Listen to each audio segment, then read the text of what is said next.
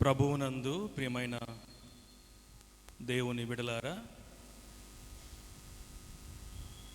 ఈ రీతిగా మీ అందరితో దేవుని వాక్యాన్ని పంచుకోవటానికి దేవుడు నాకు ఇచ్చిన ఈ సమయాన్ని బట్టి మొదటిగా దేవునికి కృతజ్ఞతాస్తుతులు చెల్లిస్తూ ఉన్నాను.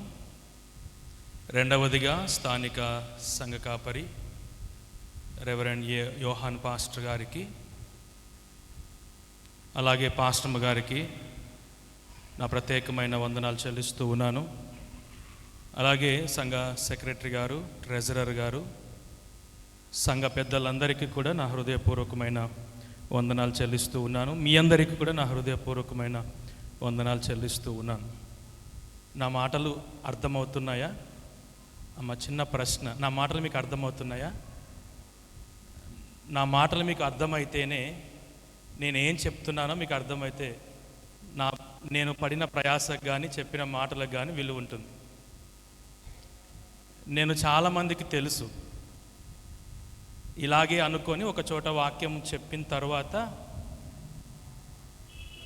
ప్రార్థన చేయమని ఇస్తే ఆ ప్రార్థన చేస్తున్నటువంటి వ్యక్తి నా గురించి ప్రార్థన చేశాడు. నేను చేసిన పొరపాటు ఏంటంటే, నేను పేరు చెప్పలేదన్నమాట. అంతవరకు పేరు చెప్పకుండా అంతా వాక్యం చెప్పేశాను. తర్వాత ప్రార్థన చేయమంటే నా పేరు ఆ ప్రార్థన చేసే వ్యక్తికి తెలియని కారణం చేత, ప్రభువా ఆ దుబ్బగున్నాయన, ప్రభువా ఆ బటనెత్తున్నాయన, ప్రభువా ఆయనను దీవించు ప్రభువా అని ప్రార్థన చేశారు. వాస్తవమే అయినప్పటికీ నా పేరు తెలియకపోతే చాలా ప్రమాదం అని తెలిసి అప్పటి నుంచి నా పేరు చెప్పడం ప్రారంభించాను. నా పేరు హానోకు, మా నాన్న పేరు దానమన్న. ఇది తెలిసిన వాళ్ళకి చాలామందికి తెలుసు, కానీ కొంతమంది కొత్త కోడళ్ళు వచ్చారు. అంతెందుకు, మా ఏరియాలోనే ఎవరు నువ్వు అడిగారు నన్ను. 15 సంవత్సరాల క్రితం ఇక్కడ వాక్యం చెప్పాను నేను. 15 సంవత్సరాల క్రితం అంటే సేవ ప్రారంభంలో ఇక్కడ వాక్యం చెప్పాను. అప్పుడు నన్ను చూశారు.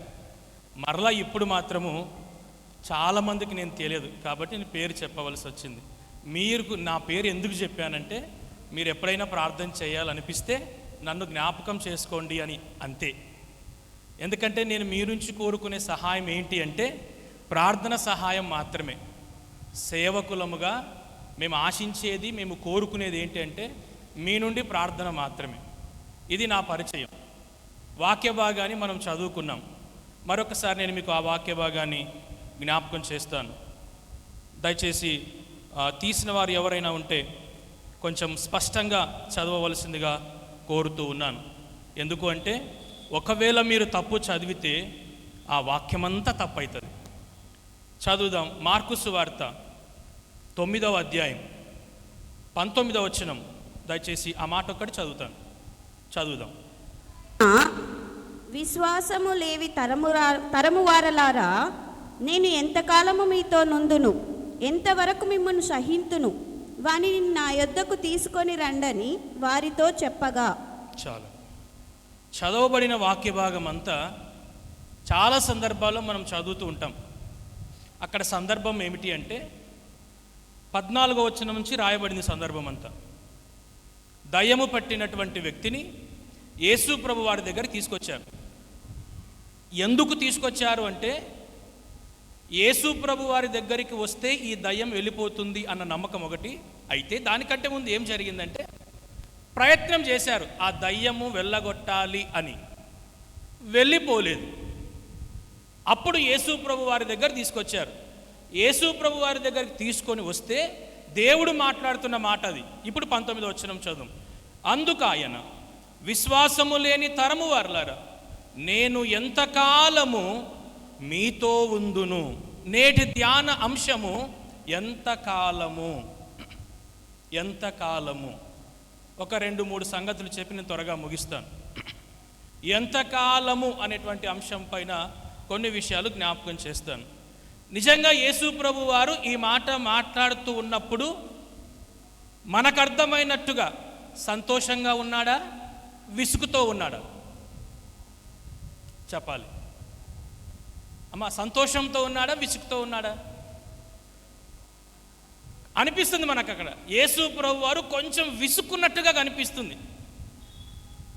విసుక్కొని అంటూ ఉన్నాడు, ఎంతకాలము నేను మీతో ఉంటాను అని.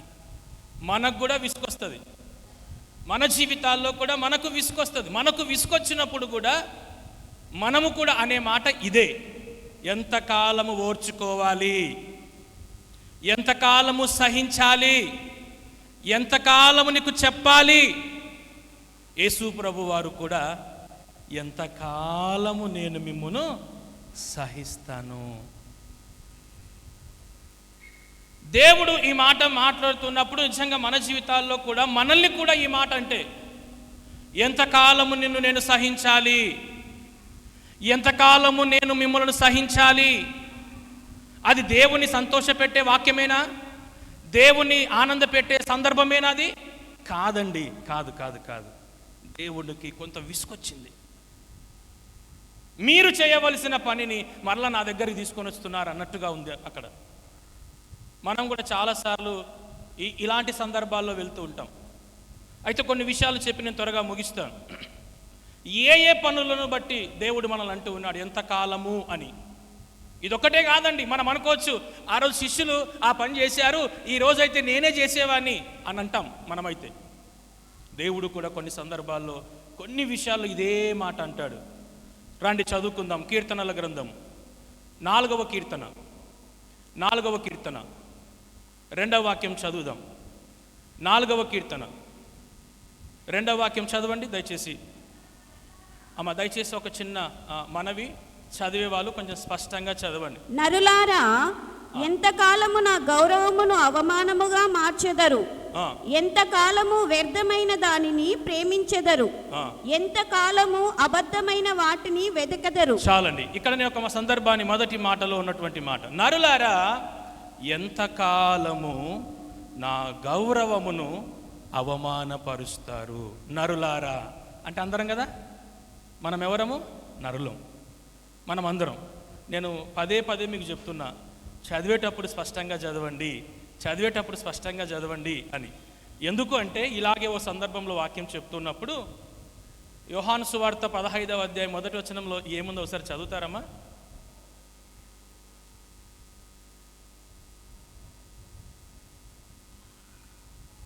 నేను నిజమైన ద్రాక్షావల్లిని, నా తండ్రి వ్యవసాయకుడు.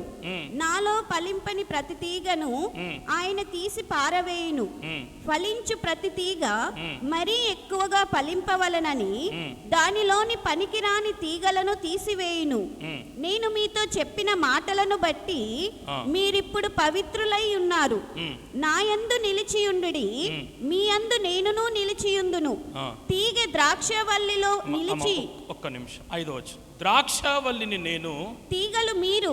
ఇది చదవాల్సింది వాక్యం, మిమ్మల్ని కాదు. ద్రాక్షావల్లిని నేను, తీగలు మీరు అన్నది వాక్యం. చదివేటప్పుడు తప్పు చదివితే ద్రాక్షావల్లిని నేను, ఈగలు మీరు అని చదివింది. ఇప్పుడు నేను ఆటికోవాలా? నా ప్రసంగం అంతా ఈగల మీదకి వెళ్ళాలా?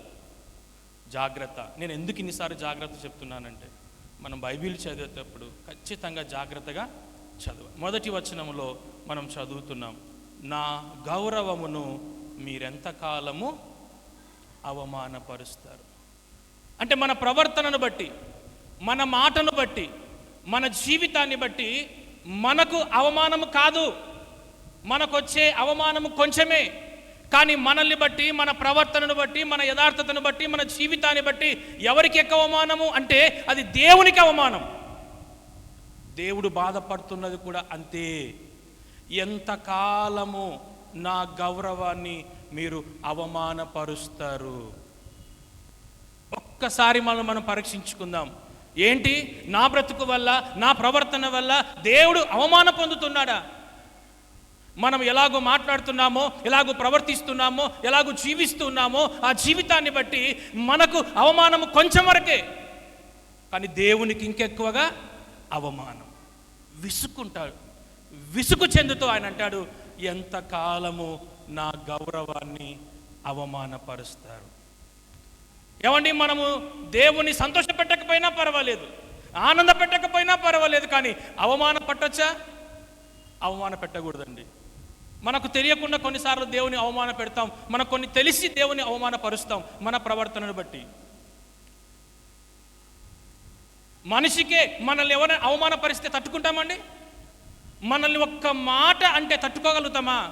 తట్టుకోమండి. మనల్ని ఎవరైనా అవమానపరిచేటట్టు మాట్లాడినా, కించపరిచేటట్టు మాట్లాడినా మనిషికి మనకే ఇంత ఉంటే మరి మనల్ని సృష్టించిన దేవునికి ఇంకెంత ఉండాలి? ఒక సందర్భంలో వాక్యం జరుగుతుంది, వాక్యం అంతా అయిపోయింది, నేను కళ్ళారా గమనించేటువంటి మాట, ఒక ఆయన స్టేజ్ కింద ఉండి గోలగోల చేస్తున్నాడు. తీరా అడిగారు ఎవరు అంటే ఆయన పాస్టర్ గారే, మా కులమే. అంటే మా కులమే అంటే మరి మీరు ఇంకొక రకంగా అనుకోకండి. సేవకులం, బోధకులం, యాజకులం, పరిచారకులం, అంతేనా? అది ఆయన అంటూ ఉన్నాడు, నన్ను పైకి పిలవలేదు మీరు అంటాడు.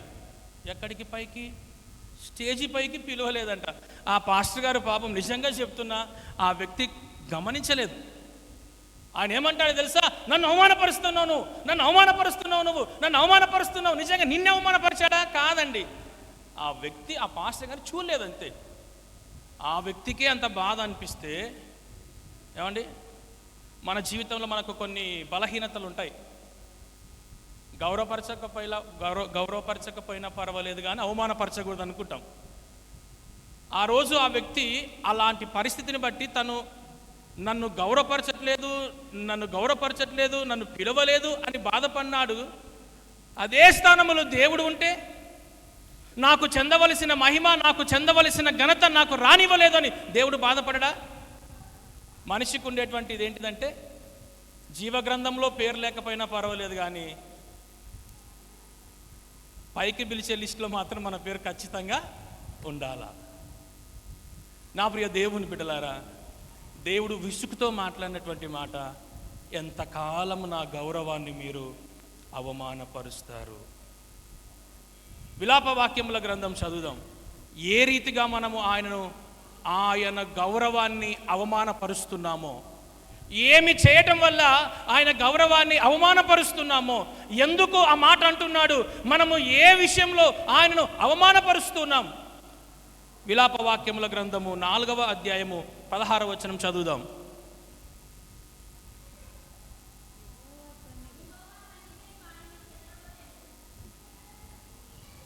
యెహోవా సన్నిధిని వారిని చెదరగొట్టెను, ఆయన ఇక మీదట వారిని లక్ష్య పెట్టడు. యాజకుల ఎడల జనులు గౌరవము చూపకపోయిరి. చాలమ్మా. యాజకుల ఎడల జనులు గౌరవము చూపకపోయిరి అంటే ఇప్పుడు ఆయన అంటున్నాడు, యాజకుల పట్ల, సేవకుల పట్ల మీరు గౌరవం చూపించలేదు కనుక మీరు అవమానపరుస్తున్నట్టే. కనిపించే సేవకునే మనం గౌరవపరచనప్పుడు కనపడని దేవుని గౌరవపరుస్తామా? ప్రశ్నించుకుందాం. మనం ఈరోజు ప్రశ్నించుకుందాం.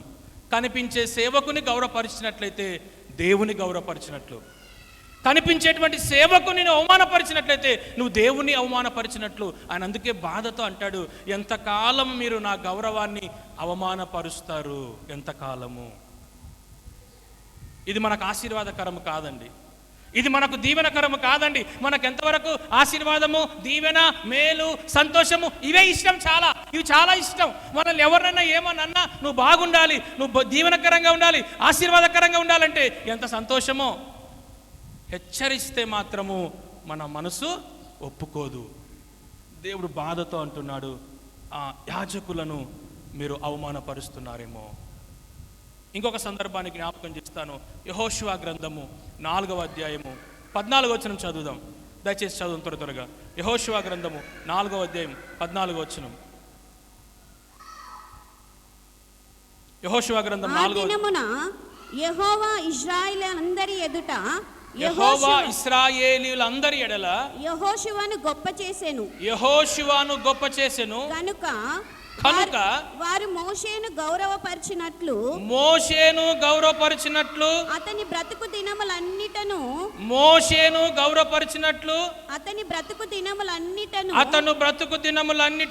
అతన్ని గౌరవపరిచిరి. జ్ఞాపకం చేస్తున్న నా ప్రియ దేవుని బిడ్డలారా, యాజకులు, సేవకులు, దేవుని పనిని జరిగించేటువంటి వారు, వారి పట్ల మన ప్రవర్తన ఎలాగుంది? వారి పట్ల మన ప్రవర్తన చక్కగా ఉంది అనుకోండి, మనము దేవుణ్ణి గౌరవపరుస్తున్నట్టు. మనం ఆయనకు అవమానం తీసుకొని రావట్లేదు, ఆయనను మనం ఘనపరుస్తూ ఉన్నాము. మొదటి మాట, ఎంతకాలము నా గౌరవమును అవమానపరుస్తారు. రెండవ మాట జ్ఞాపకం చేస్తాను. మొదటి, ఏ విషయాల్లో మనము దేవుణ్ణి చెందవలసిన గౌరవాన్ని, ఎంతకాలము మనం ఆయనను ఇబ్బందులు పెడుతున్నాం, ఎంతకాలము ఆయన అవమానపరుస్తున్నామో రెండవ సంగతిని జ్ఞాపకం చేస్తాను. మొదటి మాటగా నేను మీకు జ్ఞాపకం చేస్తాను. రెండవ మాటగా కీర్తనల గ్రంథము చదువుకున్నాం. 4వ కీర్తన 2వ వాక్యం కింది లైన్ చదువు. ఎంతకాలము వ్యర్థమైన దానిని ప్రేమించెదరు. చాలమ్మా. ఎంతకాలము వ్యర్థమైన దానిని ప్రేమించెదరు. చాలండి. రెండవ మాట, ఎంతకాలం. దేవునికి మహిమ కలుగును గాక. అర్థమవుతున్నాయి నా మాటలు? దయచేసి నాతో మాట్లాడండి. కొంచెం అర్థమవుతున్నాయా? మీరు సైలెంట్గా ఉంటే నాకు అర్థమైతే లేదు. నీ మానాన్ని నువ్వు పోతున్నావు అన్నట్టుగా ఉండకుండా, దేవుని సన్నిధికి వచ్చినప్పుడు కొంతమంది సంతోషంతో వస్తారు, కొంతమంది బాధతో వస్తారు, కొంతమంది వేదనతో వస్తారు, రకరకాల వాళ్ళు వస్తారు కదా. ఈ స్థలము ఎలాంటి స్థలము? ఏడుచుకుంటూ వచ్చిన వాడు ఆనందంగా బయటికి వెళ్ళే స్థలం ఇది. నెమ్మది లేకుండా వచ్చిన వాళ్ళు నెమ్మది కలిగి బయటికి వెళ్ళే స్థలం ఇది. ఈ స్థలంలోకి వచ్చిన తర్వాత నువ్వు బాధతో ఉండొద్దు దయచేసి. ఎందుకంటే ఆయన నిన్ను నన్నందరినీ చూస్తున్నాడు. ఆయన నీ పరిస్థితి చూస్తున్నాడు, నీ స్థితి చూస్తున్నాడు, నీ అవసరత, నీ అక్కర, నీ ఏదైనా సరే ఆయనను చూస్తూ ఉన్నాడు. ఆయన ఎదుట ఉన్నప్పుడు బాధతో దుఃఖంతో ఉండొద్దు. రెండవ మాట, ఎంతకాలము వ్యర్థమైన దానిని ప్రేమిస్తారు. ప్రేమించమన్నాడు దేవుడు. ఖచ్చితంగా ప్రేమించాలి. మనకందరికీ తెలుసు, శత్రువులను ప్రేమించాలి. ప్రేమించగలుగుతున్నామా? అది చాలా కష్టమైన పని. అంతెందుకులేండి, పురుషునికి చెప్పాడు దేవుడు ఏమని? భార్యను ప్రేమించమన్నాడు. దేవుడు చెప్పింది అది. అయితే ఇక్కడ దేవుడు అంటున్నటువంటి మాట ఏంటంటే, మీరు వ్యర్థమైన దానిని ప్రేమిస్తున్నారు. వ్యర్థమైన దానిని ప్రేమిస్తున్నారు, దానివల్ల మీకు ప్రయోజనము లేదు. నేను ప్రేమించమన్న విషయాలలో ప్రేమించండి. దేవుడు ఎవరికి ఏం చెప్పాలో అదే చెప్తాడు. పురుషులకు చెప్పాల్సింది పురుషులకు చెప్తాడు, స్త్రీలకు చెప్పాల్సింది స్త్రీలకు చెప్తాడు, అందరికి చెప్పాల్సింది అందరికి చెప్తాడు ఆయన. నేను ఇందాక జ్ఞాపకం చేశాను, భర్త భార్యను ప్రేమించాలి అని. ఎఫెసీయులకు రాసిన పత్రిక 5వ అధ్యాయం 25వ వచనం చదువుదాం. దేవుడు చెప్పిన మాట నేను మీకు జ్ఞాపకం చేస్తున్నాను. పురుషులారా మీరును మీ భార్యలను ప్రేమించండి. ఇదే దేవుడు చెప్పింది. అవునా? మనకు చాలా వరకు ఈ విషయాన్ని మర్చిపోతాం. నేను మీకు చెప్పట్లేదు, పురుషులంగా మాకే చెప్తున్నా. ఎందుకు అంటే, దేవుడు ఎందుకు చెప్పాడని అంటే, పురుషుడు తన భార్యను సరిగా ప్రేమించడు. ఒకవేళ ప్రేమించవలసి వస్తే కొంతకాలమే ప్రేమిస్తాడు, కొంతవరకే ప్రేమిస్తాడు. మొదట్లో బాగా ప్రేమిస్తాడు, మొదట్లో పెళ్ళైన కొత్తలో చక్కగా ప్రేమిస్తాడు. అది అక్కడి వరకే కాదు, చివరి వరకు ప్రేమించాలని చెప్తున్నాడు దేవుడు. పెళ్ళైన కొత్తలో భర్త భార్యను ఎక్కడికైనా తీసుకొని వెళ్ళాలి అనుకున్నప్పుడు, బైక్ మీద తీసుకెళ్తున్నప్పుడు అంటాడంట సాధారణంగా, జాగ్రత్తగా పట్టుకోయే, కింద పడతావు అంటాడంట. కొత్తలో, పెళ్ళైన కొత్తలో. ఒక 6 నెలల తర్వాత ఇదే పురుషుడే అదే తన సొంత భార్యనే, జాగ్రత్తగా కూర్చోలేవా, నా చొక్కా నలిగిపోదా అంటాడంట. ఏమైంది? మొదటున్న ప్రేమ ఏమై తగ్గుతూ వస్తుంది. అందుకనే పురుషులకు ఈ రోగం ఉందని తెలిసే, భర్తలారా మీ భార్యలను ప్రేమించండి అని చెప్తున్నాడు. భార్యనే ప్రేమించాలి, ఇదే దేవుడు చెప్పినటువంటి నియమము. మరి ఇదే మాట భార్యకి చెప్పాడండి? భార్యకి చెప్పాడు అన్నవాళ్ళు మీ కుడి చేసి చూపెట్టండి. భార్యకు కూడా ఇదే మాట దేవుడు చెప్పాడు అన్నవాళ్ళు ఉంటే ఒకసారి కుడి చేసి చూపెట్టండి. చెప్పలేదు అన్న వాళ్ళు కుడి చేయి చూపిస్తారా? పోనీ చెప్పలేదు అన్న వాళ్ళు. మాకు వచ్చిన గొడవ ఏంటి ఇప్పుడు? అసలు కొంచెం సేపు ఉంటే నువ్వే కక్కేస్తావు.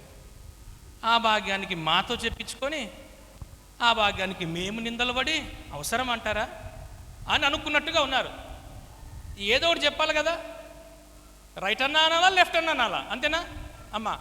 దేవుడు కూడా ఇదే మాట స్త్రీలకు, అంటే పురుషునికి ఎట్లాగైతే నీ భార్యను ప్రేమించు అని చెప్పాడో స్త్రీకి కూడా చెప్పాడా లేదా? ఏమ్మా?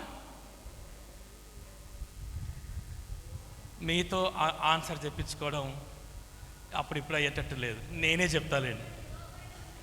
అది భర్తకు చెప్పింది ఏంటంటే భార్యను ప్రేమించమని. భార్యకు చెప్పింది ఏంటో తెలుసా? భార్య ఆటోమేటిక్గా భర్తను ప్రేమిస్తుంది.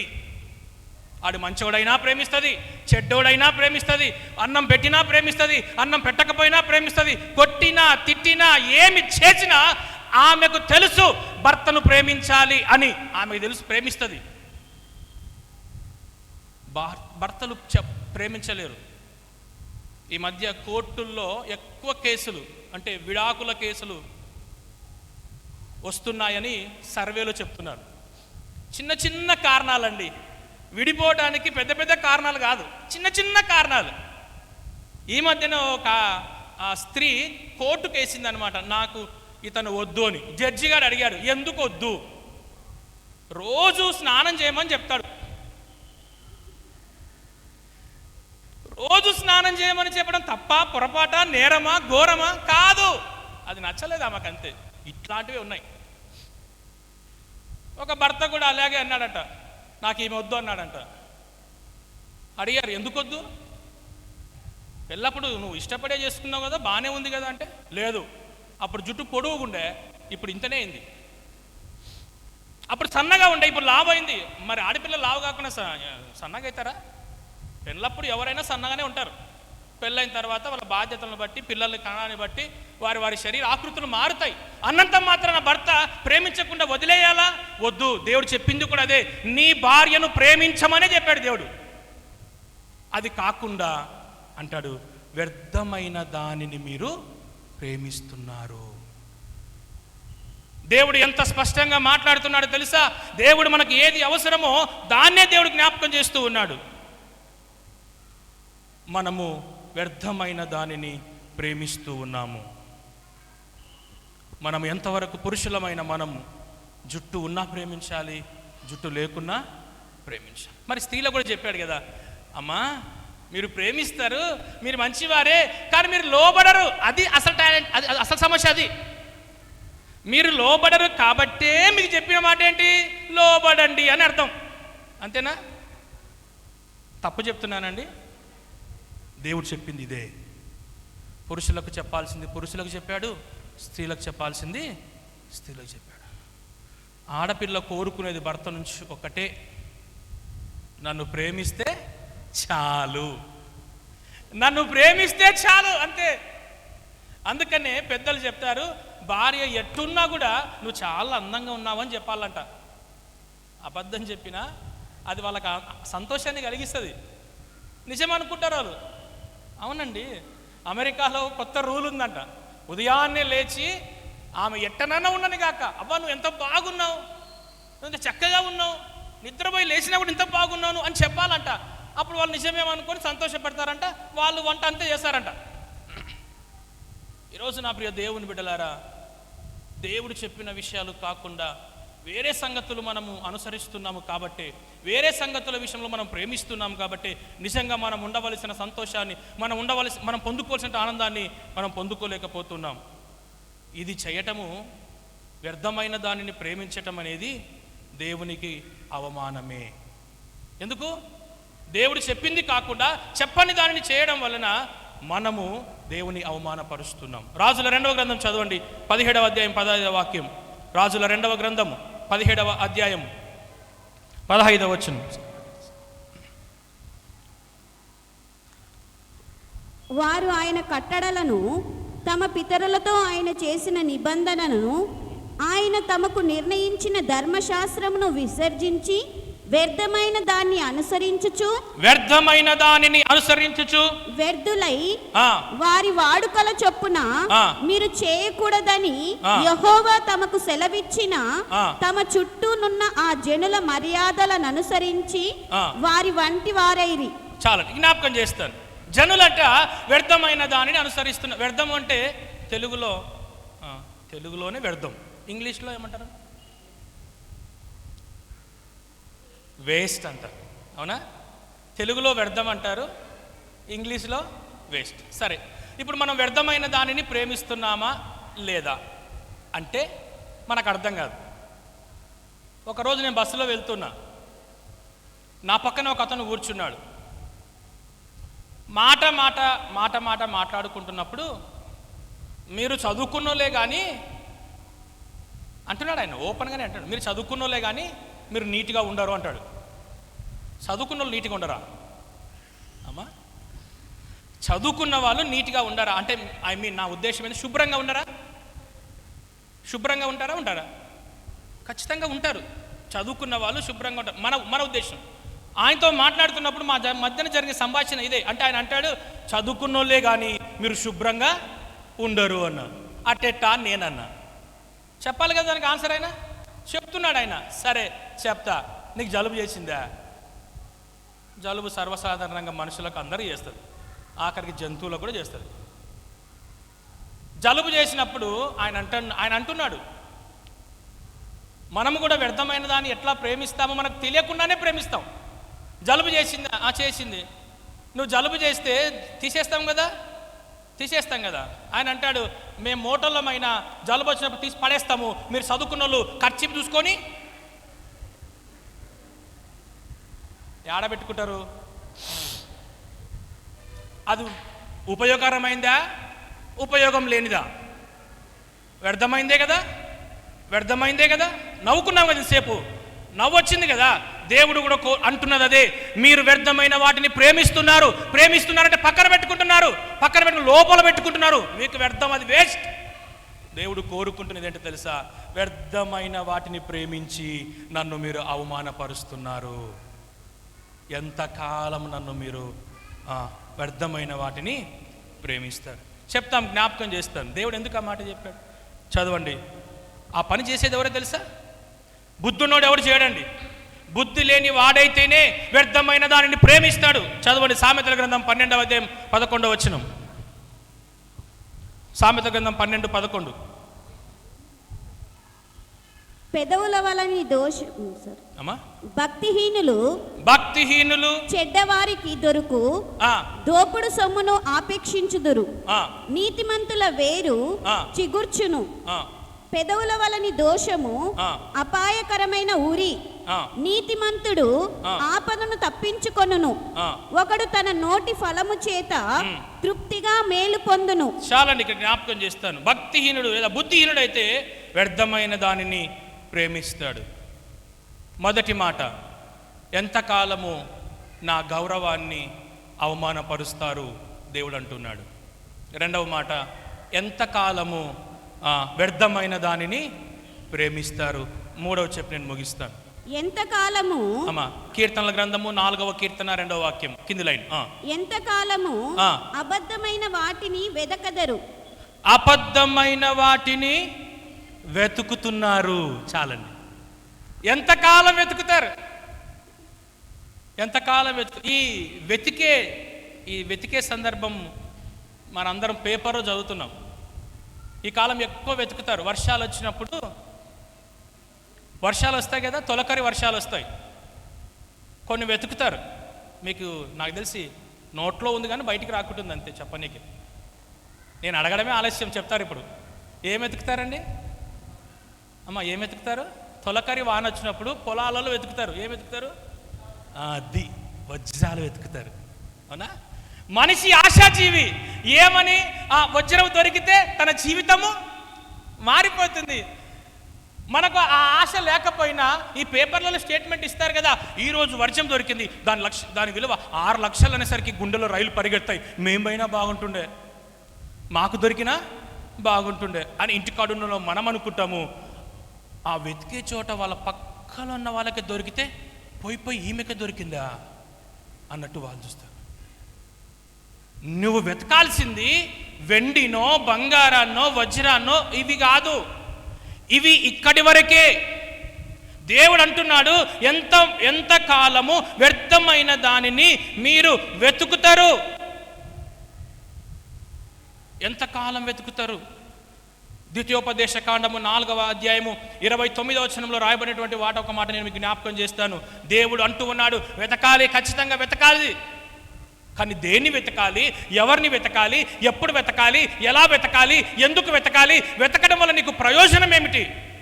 నువ్వు వెతుకుతున్నావు, ఈరోజు ఏదేదో కావాలని కోరుకుంటున్నావు, ఏదో వెతుకుతున్నావు, అది నిష్ప్రయోజనము, అది ప్రయోజనకరమైంది కాదు. చదువమ్మా. అయితే అక్కడ నుండి నీ దేవుడైన యెహోవాను మీరు వెదకిన ఎడల, మీ దేవుడైన యెహోవాను మీరు వెదకిన ఎడల, నీ పూర్ణ హృదయముతోను, మీ పూర్ణ హృదయముతోను, నీ పూర్ణాత్మతోను, నీ పూర్ణాత్మతోను వెదకునప్పుడు ఆయన నీకు ప్రత్యక్షమగును. ఆయన నీకు ప్రత్యక్షమగును. హల్లెలూయా. దేవునికి మహిమ కలుగును గాక. దేవునికి మహిమ కలుగును గాక. హల్లెలూయా. దేవునికి మహిమ కలుగును గాక. ప్రియ దేవుని బిడ్డలారా, మూడవదిగా జ్ఞాపకం చేసినటువంటి మాటలో ఎవరిని వెతకాలట? అమ్మ, ఎవరిని వెతకాలా? దేవుణ్ణి వెతకాలి. అమ్మండి, వజ్రాలు వెతికే వాళ్ళ దగ్గరికి మీరు వెళ్ళండి.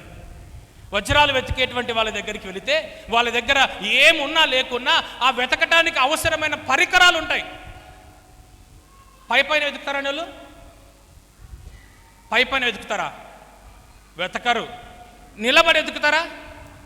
వెతకరు. వారు హృదయములు అనుకుంటారు ఇలాగ ఉండాలి, కూర్చుంటారు, వెతుకుతారు. ఎంత వెతుకుతారు? ఎంత జాగ్రత్త వెతుకుతారు?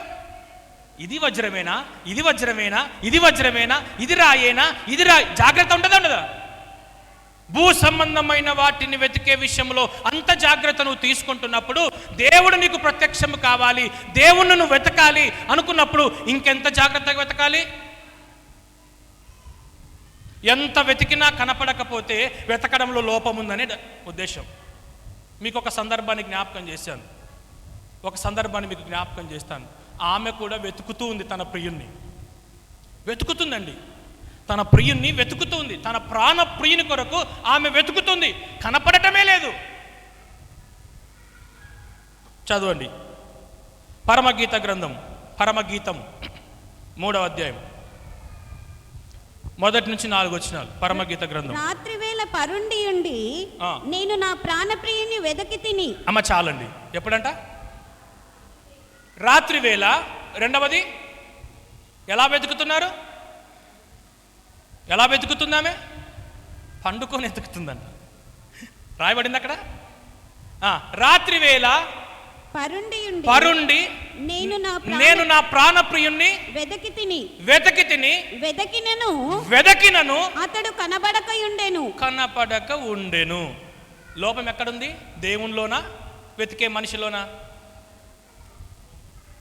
వెతికే మనలో లోపం ఉంది. పూర్ణ హృదయంతో ఆయన వెతకండి అని చెప్పాడు కదా. మీరు వ్యర్థమైన వాటిని వెతుకుతున్నారని చెప్తున్నాడు కదా. నువ్వు నిజంగా వెతకవలసింది ఎవరిని, దేనిని అంటే ఇగో దేవుని నువ్వు వెతకాలి. పనుండి అంటే ఏంటో తెలుసా? నిర్లక్ష్యం. మీకు తెలుసా విషయం? మనం కూడా ఇదే పని చేస్తాం మందిరానికి వచ్చిన తర్వాత. ఇప్పుడు చాలామంది నిద్రపోతున్నారు. నిజమా? నిద్రపోతున్నారు. దాన్ని ఏమంటారండి? నిర్లక్ష్యమే కదా, భయం లేనితనమే కదా. అవునా కాదా? నిర్లక్ష్యమే కదా, భయం లేనితనమే కదా. ఏమంటే నీకు భయం ఉంటే నిద్ర వస్తుందా? ఒక్క మాట, భయం ఉంటే నిద్ర వస్తుందా అంటే ఇప్పుడు నీకు భయం లేదు. నేను చెప్పను ఆ మాట, భక్తి గురించి నేను చెప్పను. ఇప్పుడు భయం లేదు కాబట్టి నిద్రపోతున్నావు. ఆమె అంటుంది, నేను పరుండి నా ప్రాణప్రియుని వెతికి తిని కానీ దొరికాడా? దొరకడు. నిర్లక్ష్యంతో వెతికినా దొరకడు. ఈ భయము లేకుండా వెతికిన ఆయన దొరకడు. దేవుడు కోరుకుంటున్నది వెతకండి. మీరు వెతుకుతున్నారు కానీ వ్యర్థమైనవి వెతుకుతున్నారు, వేస్ట్ అయినటివి, ఉపయోగం లేనివి, ప్రయోజనకరము కానివి వెతుకుతున్నారు. అది కాదు మీరు వెతకాల్సింది. ఇగో మీరు వెతకాల్సింది ఈ ప్రాణప్రియుని. రెండవ మాట, ఇంకో స్టెప్ అమ్మా. అలా వెతికినా కనపడలేదు అంటే నిర్లక్ష్యముతో వెతికితే ఆయన కనపడడు, చేరుకోలేవు. రెండవ మాట, నేను ఇప్పుడే లేచెదను. ఇప్పుడే లేచెదను. కొంచెం మారుమనసు వచ్చింది అమ్మగారికి, అవునా? కొంచెం మారుమనసు వచ్చినట్టు కదా. అప్పుడు పండుకొని ఇప్పుడు లేచి లేచి పట్టణము వెంబడిపోయి వెదకుదును సంత వీధులలోను రాజ వీధులలోను తిరుగుదును నా ప్రాణప్రియుని వెదకుదును అని నేను అనుకొంటిని నేను వెదకినను అతడు కనబడలేదు. అమ్మా, రెండో స్టెప్ కూడా ఫెయిల్. మొదటి స్టెప్ ఏంటి? పడుకొని పరుండే దిక్కు కనపడలేదు తన ప్రాణప్రియుడు. రెండవది రాజవీధుల్లో, ఇంకోటి ఏంటండి, రాజవీధుల్లో వెతికారు. అక్కడ ఉన్నాడు ఆయన. యేసు ప్రభు పుట్టినప్పుడు రాజవీధుల్లో కనపడ్డా, పశుల పాకలో కనపడ్డా? ఆయన ఉండే స్థలము వేరు, వీళ్ళు వెతికిన స్థలము వేరు, అవునా? రెండవది రాజవీధుల్లో వెతికారు, కనపడలేదు. తర్వాత తర్వాత సంత వీధులలో వెతికెదను. సంత వీధుల్లో సర్వసాధారణంగా ఏం జరుగుతుంది? బిజినెస్ జరుగుతుంది. సంతలో ఏం జరుగుతుంది? వ్యాపారం జరుగుతుంది. వ్యాపారం జరిగే చోట, అంటే వ్యాపారం జరిగే చోట అంత న్యాయమే జరుగుతుంది అనుకోద్దండి. అన్యాయం జరుగుతుంది, న్యాయం కూడా తక్కువ న్యాయం, ఎక్కువ అన్యాయం, అవునా? మంచివే అంటారు, ఇవి మంచివే అంటారు, తీసుకొని ఇంటికాడ పోయేసరికి అన్యాయము జరిగే చోట, అక్రమము జరిగే చోట ఆమె వెతికింది దేవుణ్ణి, కనపడలేదు. రెండవ ప్రయత్నం కూడా ఫెయిల్. దాని కిందమ్మా, పట్టణమునందు సంచరించు కావలి వారు నాకెదురు పడగా మీరు నా ప్రాణప్రియుని చూచితిరా అని నేను అడిగి తిని నేను వారిని విడిచి కొంచెము దూరము పోగా. ఇక్కడ నుంచి స్టార్ట్ అవుతుందండి. ఇప్పుడు ఆ కావలి వాళ్ళను కూడా అడిగారు అమ్మగారు, ఏమని? నా ప్రాణప్రియుడు నీకు కనపడ్డాడండి? కనపడలేదు. అయితే ఇక్కడ నుంచే ప్రారంభం అండి. ఇగో ఇప్పుడు ఉందండి అమ్మ, నేను వారిని విడిచి రైట్. మనము విడిచిపెట్టాల్సింది విడిచిపెడితే దేవుణ్ణి కనుక్కుంటావు. మనము దూరము చేసుకోవాల్సినవి కొన్ని దూరం చేసుకుంటే ఆ ప్రాణప్రియుడైనటువంటి యేసయ్య నీకు దొరుకుతాడు. కొంచెం విడిచి కొంచెము దూరము పోగా నా ప్రాణప్రియుడు నాకు ఎదురు పడెను. ఇప్పుడు అనుకున్నది సాధించిందా లేదా అండి అమ్మ? సాధించిందా లేదా? మనం వెతకాల్సింది దేవుణ్ణి. వ్యర్థమైన వాటిని వెతుకుతున్నాము. ఆయన అంటాడు, ఎంతకాలము మీరు వ్యర్థమైన వాటిని వెతుకుతారు, ప్రయోజనము లేదు. పండుకొని వెతికినా కనపడలేదు, సంత వీధుల్లో రాజవీధుల్లో వెతికినా కనపడలేదు. వారిని విడిచి కొంచెం దూరమే అండి, కొంచెమే అంతే. వాళ్ళ నుంచి కొంచెం ఎడబాటు. ఎవరెవరి నుంచి? అక్రమం నుంచి, అన్యాయం నుంచి, సంత వీధుల నుంచి, రాజభవనం నుంచి కొంచెము దూరము ముందుకు వెళ్ళగానే తన ప్రాణపుడు ఎదురుపడ్డాడు. ఆమె అంటుందండి, నా ప్రాణపుడు నా చేతిలో పట్టుకున్నాను నన్ను. ఈరోజు నా ప్రియ దేవుని బిడ్డలారా, నువ్వు దేనో వెతుకుతున్నావు. నువ్వు వెతికేది నీకు ప్రయోజనకరము కాదు. నువ్వు వెతకవలసింది దేవుణ్ణి. ఎందుకో తెలుసా? దేవుడు కోరుకుంటున్నది ఏంటో తెలుసా? ఎవరు వెతుకుతారో తెలుసా? అలాగా వివేకము గల వారు వెతుకుతారు. చదవండి ఆ మాట, నేను మీకు జ్ఞాపకం చేస్తాను. యెషయా గ్రంథము 55వ అధ్యాయం 6వ వచనం చదివిన తర్వాత కీర్తనల గ్రంథము 53:2 కూడా చదివితే అక్కడ రాయబడి ఉంది. మొదటిగా 55 యెషయా గ్రంథము 6వ వచనంలో, ఆయన దొరుకు కాలమందు యెహోవా మీకు దొరుకు కాలమునందే ఆయనను వెతుకుడి. ఆయన చాలండి. కాబట్టి నా ప్రియ దేవుని బిడ్డలారా, దేవుడు కోరుకుంటున్నది ఏంటో తెలుసా? ఎంతకాలం వ్యర్థమైన దాన్ని వెతుకుతారు? ఇగో మీరు ఆయన దొరికే కాలంలోనే వెతకండి. చివరిగా ఆ మాట చెప్పి నేను ముగిస్తాను. కీర్తనల గ్రంథము 53:2 వాక్యం. కీర్తనలు 53:2 వాక్యం. వివేకము కలిగి దేవుణ్ణి వెతుకువారు కలరేమో అని దేవుడు ఆకాశము నుండి చూచి నరులను పరిశీలించెను. అమ్మా, వివేకము గలవారు ఉన్నారా? ఆ వివేకం గలవారు ఉంటే నన్ను వెతుకుతారు. నన్ను వెతికినారనుకోండి, నేను వాళ్ళకి దొరుకుతాను. నేను వారితో ఉంటాను, నేను ఇచ్చే సమాధానాన్ని వారు పొందుకుంటారు. 3 సంగతులు నేను మీకు జ్ఞాపకం చేశాను. ఎంతకాలము ఆయన గౌరవాన్ని అవమానపరుస్తాము? ఈరోజు ప్రశ్నించుకుందాం. ఈరోజు మనం పరిశీలన చేసుకుందాం. మన ప్రవర్తనను బట్టి, మన మాటను బట్టి, మన యథార్థతను బట్టి, మన జీవితాన్ని బట్టి దేవుడు గణపరచబడాలి, దేవుడు మహిమ పొందాలి. దానికి భిన్నంగా దేవుడు అవమానపడుతున్నట్లయితే దేవుడు నీ మీద కన్నెర చేస్తాడు.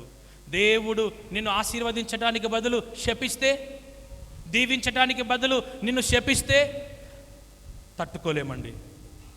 మనుషులు మనకెంత అన్యాయం చేసినా మనం పైకి రాగలం, కానీ దేవుడు అన్యాయం చేస్తే, దేవుడు తొక్కితే, దేవుడు నాశనం చేస్తే మనల్ని బాగు చేసేవాడు ఎవడు కూడా లేడు. దేవుని సంతోష పెడదాం, దేవుని ఆనంద పెడదాం.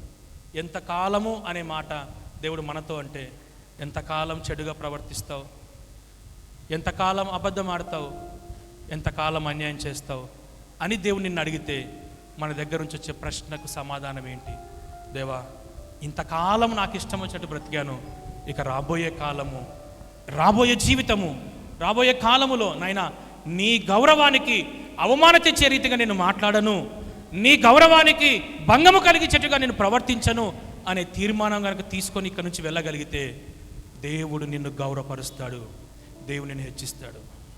దేవుడు అంటూ ఉన్నాడు, ఎంతకాలం వ్యర్థమైన దాన్ని ప్రేమిస్తావు? చాలు, ఇంతకాలం ప్రేమించింది చాలు. డబ్బును ప్రేమించావు, అన్నీ ప్రేమించావు, కానీ ఒక్కసారి దేవుని ప్రేమించి చూడు. ఒక్కసారి దేవుడు చెప్పిన వాటిని ప్రేమించి చూడు. నీ కుటుంబాన్ని ప్రేమించి చూడు, నీ భార్యని ప్రేమించి చూడు, నీ భర్తకు లోబడి చూడు. దేవుడు నీ జీవితంలో కార్యాలు జరిగిస్తాడు. దేవుడు అంటాడు, ఏదేదో వెతుకుతున్నావు, ఏదేదో వెతుకుతున్నావు, వెతకాల్సింది అది కాదు, దేవుణ్ణి వెతుకు. ఆయన దొరుకుతాడు. ఆయన దొరికితే ఆయన కౌగిట్లోకి నేను తీసుకుంటాడు.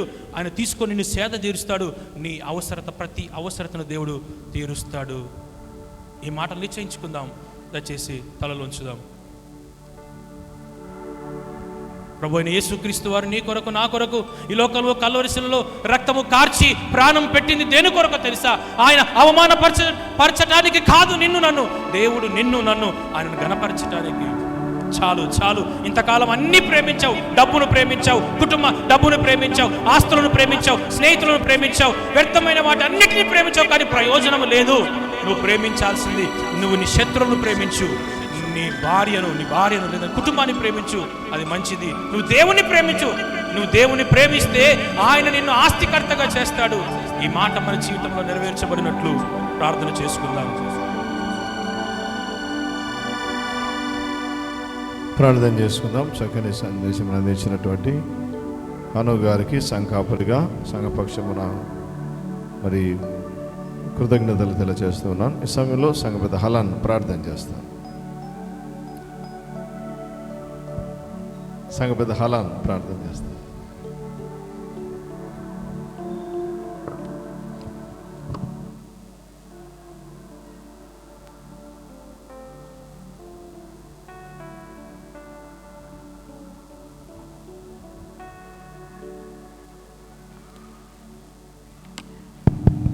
హలో, దేవుని నామానికి మహిమ కలుగును గాక. అందరు తనలో వచ్చి కళ్ళు మూసుకున్నట్టయితే ప్రార్థించుకుందాం. మహాపరిశుద్ధుడా, జీవం కలిగిన తండ్రి, దయగలిగిన మా నాన్న, మీ ఘనమైన శ్రేష్టమైన నామంలో వందనములు చెల్లిస్తున్నాం తండ్రి. నాయన, పోయిన ఆదివారం నుండి ఒక ఆదివారం వరకు తండ్రి మీ కాపుదలలో మమ్మల్ని కాపాడి నాయన ఎంతో శ్రేష్టముగా మమ్మల్ని ప్రేమించి తండ్రి నాయన మీ ఉన్నతమైన నామానికి మహిమ తెచ్చే బిడ్డలుగా ఈ లోకంలో జీవించుటకు సహాయం చేయండి తండ్రి. నాయన, ఈ లోకంలో ఏది సొంతము కాదు, కానీ తండ్రి నాయన చిన్న జీవితకాలంలో ఈ లోకంలో మమ్మల్ని ఉంచారు. ఈ చిన్న జీవితకాలం పాటు తండ్రి మీ ఉన్నతమైన నామంలో తండ్రి మేము మహిమలు తెచ్చు బ్రతుటకు సహాయం చేయండి. మీకు వందనములు, స్తోత్రములు తండ్రి. నాయన, గడిచిన దినములు, గడిచిన కాలమంతయు తండ్రి మీ స్వాధీనములు ఉంచుకొని మమ్మల్ని కాపాడారు. స్తోత్రములు, కృతజ్ఞతలు నాయన. మరి విన్న ఈ మాటలను తండ్రి మా హృదయంలో ఉంచుకుని తండ్రి ఫలింప చేసుకునే భాగ్యాన్ని మా అందరికీ దయచేయండి.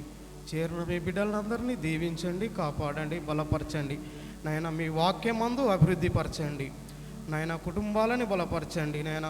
విశ్వాసమందు ముందుకు కొనసాగుటకు సహాయం చేయమని వేడుకొనిచున్నాం తండ్రి. నాయన మరి చెప్పిన మీ దాసుల్ని దీవించండి, కాపాడమని వేడుకొనుచు సమస్తాన్ని మీ హస్తాలకు అప్పచెప్పుతూ యేసుక్రీస్తు వారి పరిశుద్ధ నామంలో ఈ చిన్న విన్నపములు మీకు సమర్పించి అడిగి వేడుకొనిచున్నాం తండ్రి, ఆమేన్. సమయంలో పాటలు పాడుచుండగా కానుకలు తీయబడతాయి. కొయ్యరు వారు ముందుకు రండి. పరిచారకులు ముందుకు వచ్చినట్లయితే పాట పాడుచుండగా కానుక